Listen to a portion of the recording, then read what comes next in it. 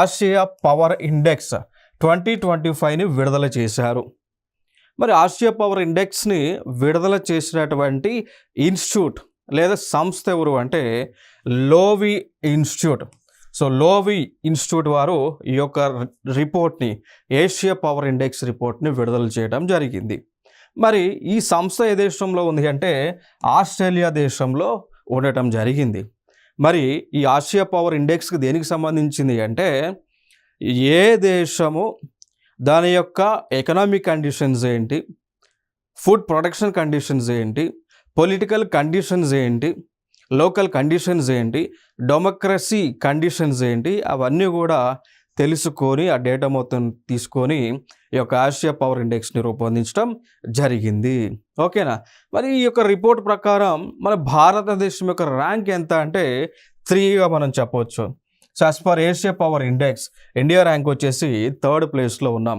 అంటే దీన్ని బట్టి చెప్పవచ్చు మనం, సో ఆసియా ఖండంలో అత్యంత శక్తివంతమైనటువంటి దేశంగా, అంటే 3వ స్థానంలో, 3వ అత్యంత శక్తివంతమైనటువంటి దేశంగా ఈ రోజున భారతదేశం ఉండటం జరిగింది. మరి ఫస్ట్ 1-2 ప్లేసెస్లో ఎవరున్నారు? ఫస్ట్ ప్లేస్లో యునైటెడ్ స్టేట్స్ ఆఫ్ అమెరికా ఉండగా 2nd ప్లేస్లో చైనా దేశం ఉండటం జరిగింది. సో చైనా, యుఎస్ఏ, అదేవిధంగా చైనా రెండు కూడా సూపర్ పవర్స్గా ఉండడం జరిగింది ఆసియా ఖండంలో. నెక్స్ట్ ప్లేస్లో ఇండియా, సో మేజర్ పవర్గా, సో అత్యంత శక్తివంతమైనటువంటి దేశంగా మన భారతదేశం 3వ స్థానంలో ఉండడం జరిగింది ఏషియాలో. నెక్స్ట్ సో లీస్ట్ ప్లేసెస్లో మనం చూసుకుంటే, అంటే లైక్ లీస్ట్ అంటే ఇంకా ఫర్దర్ స్థానాల్లో మనం చూసుకుంటే జపాన్ 4th ప్లేస్లో, రష్యా 5th ప్లేస్లో, అండ్ మన పొరుగునే ఉన్నటువంటి దేశం పాకిస్తాన్ 16th ప్లేస్లో, 16వ స్థానంలో ఉండటం జరిగింది అనమాట. మీకు సందేహం రావచ్చు, ఏషియా పవర్ ఇండెక్స్ అనేటువంటిది ఏషియా ఖండంలో ఏ దేశం శక్తివంతమైనటువంటిది చెప్పేటువంటి నివేదిక, మరి అట్లాంటిది యుఎస్ఏ ఎందుకు ఉంది అని మీకు సందేహం రావచ్చు.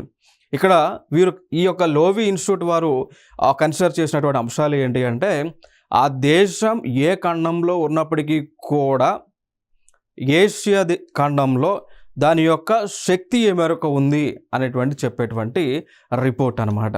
So United states of America అనేటువంటిది వెస్టర్న్ కంట్రీ అయినప్పటికీ కూడా, నార్త్ అమెరికా వెస్టర్న్ కంట్రీ అయినప్పటికీ కూడా దాని యొక్క ర్యాంకింగ్లో ఫస్ట్ ప్లేస్ ఏషియాలో ఎందుకు తీసుకున్నారు అంటే అది ఏషియాలో, ఈ దేశము ఏషియా ఖండంలో యునైటెడ్ స్టేట్స్ ఆఫ్ అమెరికా అంత శక్తివంతంగా పనిచేస్తూ ఉంది.